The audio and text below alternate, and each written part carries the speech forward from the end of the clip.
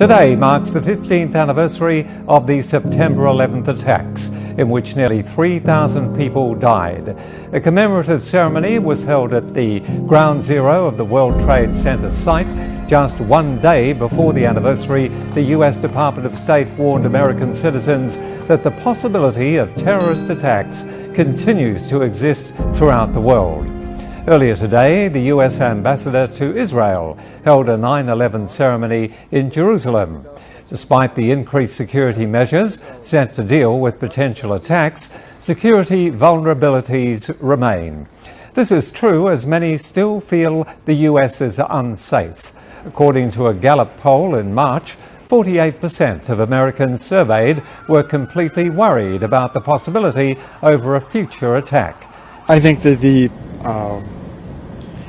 possibility of small-scale terrorist attacks is ever present, everywhere in the country.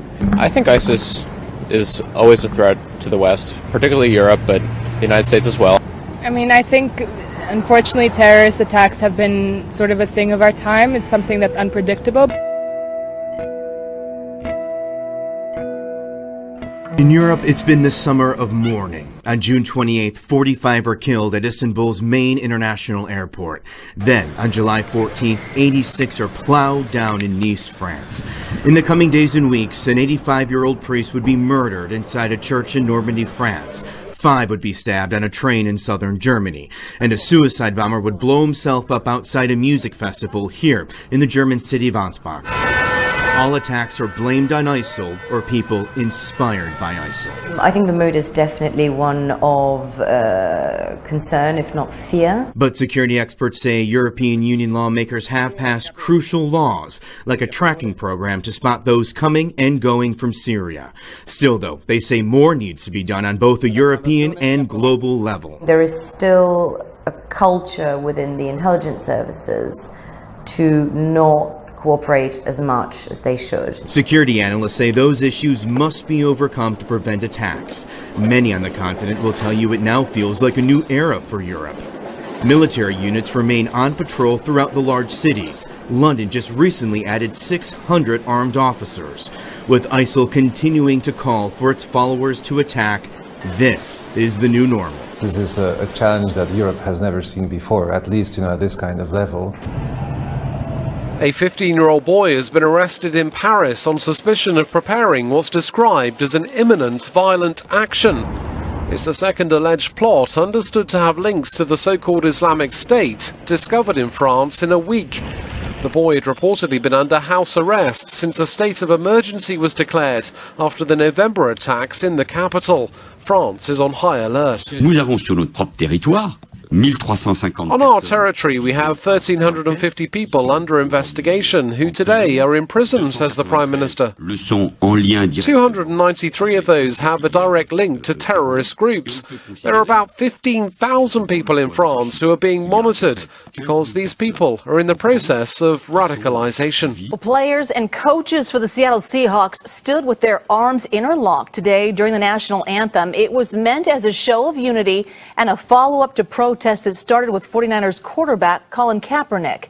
At a church in San Francisco, people wore Kaepernick jerseys to back his call for racial equality. We're going to stand with this young man all the way. Dr. Amos Brown, the pastor of the Third Baptist Church of San Francisco, encouraged members to wear their number 7 Colin Kaepernick jerseys Sunday morning. We will go down as Mr. Kaepernick did to say we still have miles to go. Church members kneeling, showing solidarity with the quarterback and his silent protest of the national anthem, asking for social justice. Cornerback Marcus Peters of the Chiefs also showing support for Kaepernick and his cause. Peters raised his fist during the national anthem, which held more significance today, the 15th anniversary of the September 11th attacks. In San Francisco, fans watching season openers had mixed reactions. It's everyone's right to say what they want to say, and it's freedom of speech. But there's a part of me that I'm a 5th grade teacher, and I teach American history, so I'm very patriotic. There's a lot of struggle out there right now for a lot of people that feel oppressed, and him being the voice of it and the other players coming out and just show him what they're made of, and not letting him be like the only Lone Ranger out there. That's a good thing.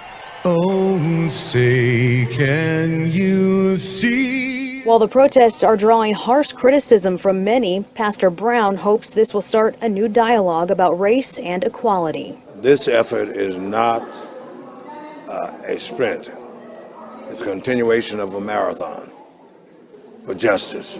And as for the Third Baptist Church, the pastor says the congregation's show of solidarity with Kaepernick isn't just for today. They plan to show support for the entirety of the season. The world's most powerful navies, that of the United States, Russia, and China, are set to begin large-scale exercises in Asia starting Monday. China and Russia will hold their joint maneuvers in the South China Sea, while the U.S. drill will take place near Guam in the Western Pacific. China has called the drill with Russia a routine exercise to deepen military cooperation. All three powers have made a point to steer clear of each other, but analysts say there are clear undertones of countering the influence of the United States in the region, where Beijing has territorial disputes with its neighbors. According to China's defense ministry, the exercise will include, among other activities, quote, island taking. U.S. drill, named Valiant Shield, will involve 180 aircraft and some 18,000 personnel, led by the aircraft carrier USS Ronald Reagan, based out of Japan. Starting from 2012, the first China-Russia joint sea exercise was held in China's northern waters of the Yellow Sea, and the following year they took place in the waters near the Russian city of Vladivostok. The Chinese Navy assembled its largest number of seamen ever for that drill, and in 2014, the third joint sea drill was held in the north of the East China Sea, where vessels from the navies mixed together for the first time. And in 2015, two drills were held. One was in the Mediterranean Sea in May for open sea navigation safety, and the other was conducted in August in the Sea of Japan, where the countries held their first combined landing operation. The Democratic People's Republic of Korea says the United States must recognize it as a legitimate nuclear weapon state. Now, this comes after Pyongyang's fifth and largest nuclear test. The DPRK also says a push for further sanction is laughable. It has vowed to continue to strengthen its nuclear power. I say this is a slap in the face at America, and you say what? I think we've come to the point now where our enemies no longer respect or fear us.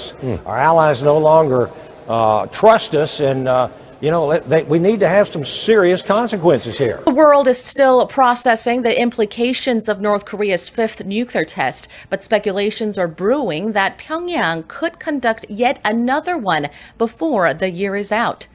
North Korea has reportedly completed preparations for another nuclear test.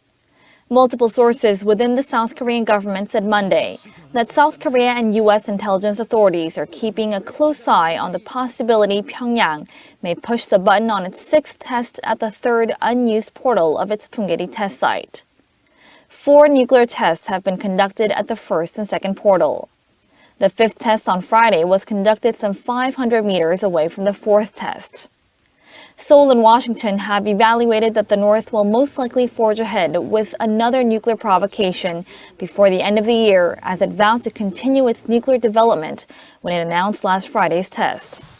South Korea's defense minister also noted that the North is ready to conduct a nuclear test at one of its 3 portals. The South Korean military has devised an operation plan that could, quote, wipe Pyongyang off the map in the event of conflict. It involves preemptive bombing when signs of an imminent nuclear attack are detected. According to a military source on Sunday, South Korea's defense ministry has reported its plan, dubbed Korea Massive Punishment and Retaliation to the National Assembly. The concept is to launch preemptive bomb strikes on a certain area of Pyongyang, targeting Kim Jong-un and the military leadership if the regime shows signs of using its nuclear weapons. The South would use high explosive shells as well as its homegrown ballistic missiles, including the Hyunmoo 2A, 2B and 3, which have respective ranges of 300, 500 and 1,000 kilometers. The military aims to complete launch testing by the end of next year and expand the Hyunmoo lineup. Also, as a show of force against the North, South Korea and the United States will conduct joint naval exercises next month to simulate the targeting of major military facilities in the event of war. The US will deploy the USS Ronald Reagan, the flagship of one of its carrier strike groups. The nuclear-powered aircraft carrier can carry up to 80 combat fighters and aircraft and a crew of more than 5,000. The defense contingency measures come amid concerns expressed by the American media about the growing possibility of the North's missiles reaching the US mainland. On Saturday, the Wall Street Journal remarked on the North's fast-paced nuclear development, saying that, quote, the rogue regime will soon have an arsenal that can hit Chicago. The New York Times also highlighted the dangers, suggesting that the North will have the know-how to develop a nuclear warhead by the year 2020. The scream of sirens, the scramble to find survivors. These are the images from 5 years of conflict in Syria. A ceasefire is set to take effect Monday at sundown. But over the weekend, a monitoring group said a surge of airstrikes on rebel-held areas left at least 90 people dead and scores more wounded. Rebels fought back, shelling government-held areas. A February ceasefire collapsed within weeks, and fighting escalated throughout the summer. What's different about the latest agreement is that the U.S. and Russia can continue to strike terror groups like ISIL and al-Qaeda-linked militias. The U.S. Secretary of State warned opposition fighters to cut ties to those terror groups as soon as possible. If groups within the legitimate opposition want to retain their legitimacy, they need to distance themselves in every way possible from Nusra and Daesh. And we expect that Russia will ensure that the Syrian government will adhere to all of its requirements about its air activities and about the access for humanitarian deliveries. Meantime, the Turkish military says its warplanes have killed 20 ISIL fighters in northern Syria, while the Turkish president reiterated his commitment to eliminate ISIL, also known as Daesh, in Syria. It is our primary duty to our people to defeat Daesh in Syria and prevent it from staging attacks in Turkey. President Erdogan also pledged to deepen his crackdown on Kurdish militant groups. Last month, Turkish forces crossed into Syria, moving against ISIL, but also pushing back the advances of Syrian Kurdish fighters. Turkey views them as an extension of the PKK, the Kurdish rebel group that has waged a 30-year insurgency inside Turkey. In the midst of so many tangled alliances, competing interests, and unrelenting death and destruction, there's hope that battle-weary Syrians are willing to lay down their arms and give the ceasefire a fighting chance. The Saudi-backed terrorist group of Ahrar al-Sham has rejected a U.S.-Russian brokered ceasefire deal to halt fighting in Syria. The terrorists announced the decision in a video statement released hours before the truce deal was due to go into effect. They claim the deal would only help reinforce the Syrian government and increase the suffering of civilians. The group is one of the largest terrorist groups operating in Syria and is mostly active in the country's northwest. It is closely affiliated with the Nusra Front, which has recently renamed itself to Jabhat Fateh al-Sham. Russia has been trying to add Jaish al-Islam and Ahrar al-Sham to the United Nations list of terrorist groups over their ties to al-Qaeda and Daesh, but the U.S. refuses to designate the militants as terrorist groups. It's a sight relatively few people in the world ever see, the eruption of a volcano. This one occurred on the French island of Reunion in the Indian Ocean. A group of French tourists happened to be hiking nearby when it happened, and it left them entranced. It's magical. We've been here since 8:30 this morning watching the eruption with wonder. It's unexpected. We've never seen this before, and maybe I'll never see it again. It was the second eruption this year for the Piton de la Fournaise, which spewed molten lava up to 30 meters into the air. We saw a cloud of smoke that began to rise on the left side. Then a small explosion, and straight away the lava started. The Piton de la Fournaise is one of the most active volcanoes in the world. Thousands flock to Reunion Island each year to admire the spectacle.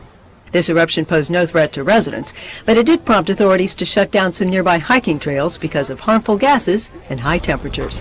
Blinding rain. That's what you were greeted with earlier in the day across places like Portland, Maine. And you also had so many trees coming down, unfortunately, onto homes and vehicles and power lines across sections of Massachusetts and Vermont. So many places across New England got hit very hard. There were thousands upon thousands of power outages. We certainly hope that you've gotten back online.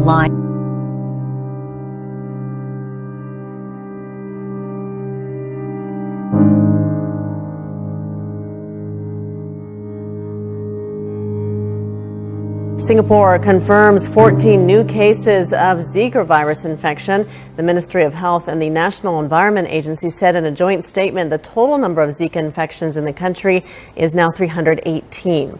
They also report 9 of the newly reported cases are linked to infected clusters. 1 case is from a new cluster and the other 4 have no known links to any existing cluster. If you had to guess, what part of the world would you say is most distrustful of vaccines? The Americas? Maybe Southeast Asia? Nope, it's Europe. A study that surveyed nearly 66,000 people from 67 countries found that Europeans, and especially the French, are very distrustful of vaccines. In most countries, about 90% of the people surveyed agreed that vaccines are important for children. Most people surveyed in France didn't doubt the importance of vaccines for children, but safety was a different story. 41% said vaccines aren't safe for anyone. That's more than 3 times the global average. Bosnia, Russia, Mongolia, and Greece rounded out the top 5 countries that are most distrustful of vaccine safety.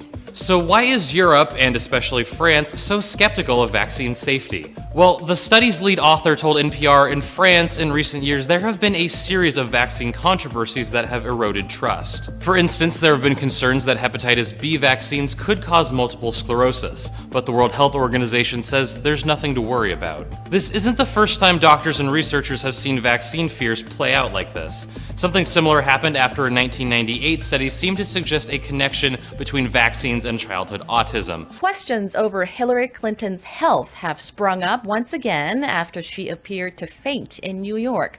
The personal doctor of the Democratic presidential candidate has tied her sudden departure from a 911 ceremony to a pneumonia diagnosis made last Friday. In a statement Sunday, Hillary Clinton's physician Lisa Bardack said Clinton has been diagnosed with pneumonia some 48 hours earlier after suffering from a prolonged cough. Earlier in the day, the Democratic presidential nominee had been taken ill at a memorial for the victims of the 9/11 attacks in New York. Video taken by a bystander showed Clinton being pulled into her vehicle by her support staff after appearing to collapse.